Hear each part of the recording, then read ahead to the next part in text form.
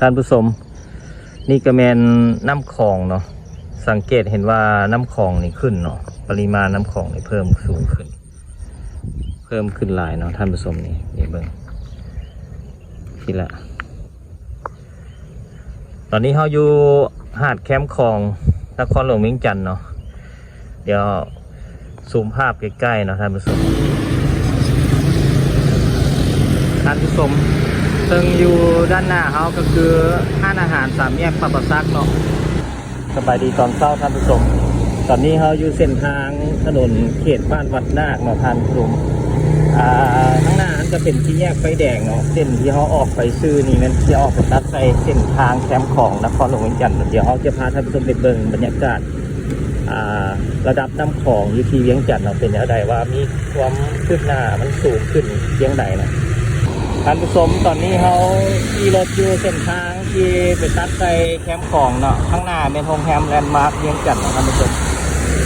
มีเส้นทางตัวนี้เป็นมีการปรับปรุงเนาะหน้าทางโดยการปูยางอัสฟัลต์ทับพื้นใหม่เนาะเพื่อให้มีความสวยงามและกับคงทนเนาะเพราะว่าทางเส้นนี้แต่ก่อนกับมีกลุ่มน้อยกลุ่มใหญ่เนาะหลายปัจจุบันก็ถือว่าสะดวกในการเดินทางและไปมาสะดวกสบายถนนเส้นนี้เป็นถนน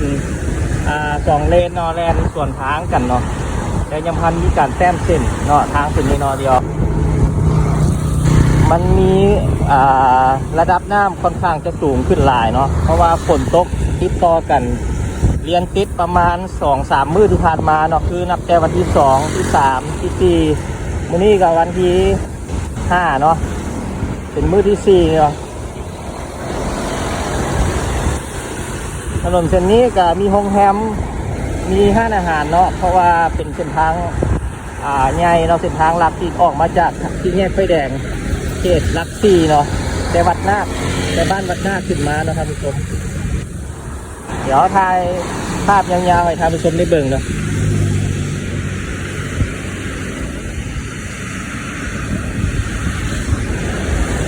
ตรงด้านหน้าจะเป็นโฮมแฮมดอนจันเนาะโฮมแฮมดอนจันเป็นโฮมแฮม5 ดาวอีกเส้นกันเนาะนี่น้ำคลองนะท่านผู้ชมเห็นบ่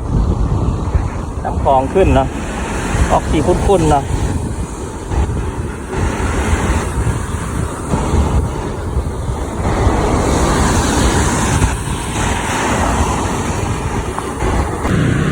ท่านผู้ชมตอนนี้เรากลับมาฮอดเส้นทางบริเวณเส้นฉลองไซเก่าเนาะอันนี้มันอยู่ทางด้านหลังของหอคำเนาะเส้นทางตัวนี้นี่ก็เป็นเส้นทางสมัยก่อนนะเป็นได้มีการปรับปรุงเป็นส่วนสาธารณะเนาะ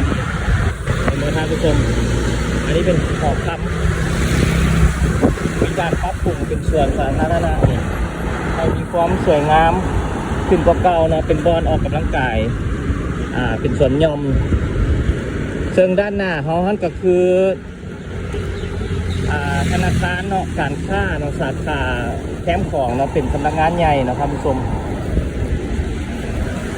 ซึ่งด้านขวามือเขานี่ที่ท่านผู้ชมเห็นนี่ก็คือคนมีการก่อสร้างโฮมแฮม5 ดาวเนาะเป็นห้องชื่อว่าโฮมแฮมร้านสร้างเนาะอาวานีพาร์ทเนาะเป็นโฮมแฮมในอดีตเนาะเป็นโฮมแฮมที่มีชื่อเสียงในอดีตเนาะก็มีการปรับปรุงก่อสร้างใหม่เนาะนี่ก็เป็นสำนักงานใหญ่ของการค้าเนาะ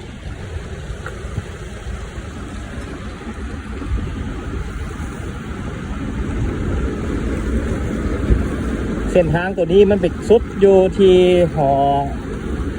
ปากประซักเนาะเป็นทาง3 แยกเนาะที่จะเอาลงไปวิทยาลัยปากประซักท่านผู้ชมซึ่งอยู่ด้านหน้าเขาก็คือห้านอาหาร3 แยกปะปะซักเนาะทางเส้นนี้เป็นทาง3 แยกทันเฮาแลนด์ซื้อนี่มันออกไปตัดไปบริเวณทางที่แยกไฟแดงตัวที่ออกไปเส้นสนามบินเนาะสนามบินวัดไตแล้วก็การเลี้ยวกลับคืนกับขวามือนี่แมนสามารถเข้าไปตัวเมืองเนาะเข้าไปที่วัดองค์ตื้อมีไซหายโศกเนาะเส้นตัวนี้แมนสามารถที่เขาจะขี่ขึ้นไป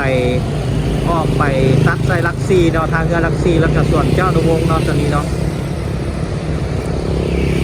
มันมีหลายแยกหลายเส้นหลายสายเนาะนี่เป็นสภาพเส้นทางในยามเช้าเนาะการจราจรตอนเช้าอยู่ที่แคมป์ของนะรถร้ายเนาะทางนี้เป็นทางวันเวย์เนาะตัวนี้เนาะแล่นลงแล่นขึ้นเนาะท่านผู้ชมเนาะขออภัยอันนี้เป็นตึกของโรงแรมอัมมารีเนาะอัมมารีเวียงจันทร์นี่ของบริษัทตังเจริญเนาะตังเจริญที่เป็นกำลังสร้างใกล้กำลังใกล้จะแล้วเนาะท่านผู้ชมเนาะตัวนี้เนาะตึกตัวนี้เนาะเป็นโรงแรม5 ดาวอีกเช่นกันเนาะที่วันใหญ่อยู่ตอนหน้า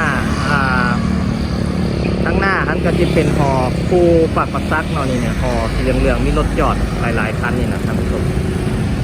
โซนนี้ก็เป็นแคมป์ของเนาะนี่เป็นแคมป์ของ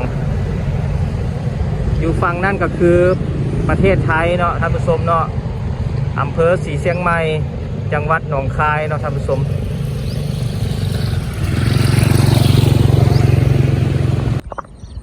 มนี่ก็แมนน้ำคลองเนาะสังเกตเห็นว่าน้ำคลองนี่ขึ้นเนาะปริมาณน้ำคลองนี่เพิ่มสูงขึ้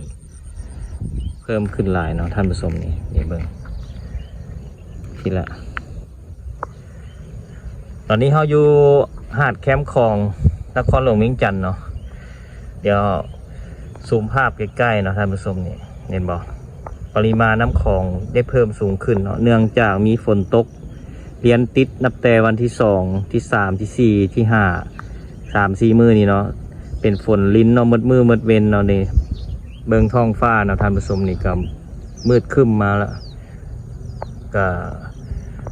ตกกับกระปอยเนาะแต่มันก็มืดคืนเนาะสอดแจ้งนี่เป็นระดับน้ำคลองอยู่ที่แคมป์ของเวียงจันทร์เนาะด้านหน้าก็คือโรงแรมแลนด์มาร์กเนาะท่านผู้ชมนี่โรงแรมแลนด์มาร์กถัดมาก็เป็นโรงแรมดอนจันทร์เนาะท่านผู้ชมนี่ดอนจันทร์ตัวนี้ดอนจันทร์นี่มันหาดแคมป์ของหาดดอนจันทร์เนาะท่านผู้ชม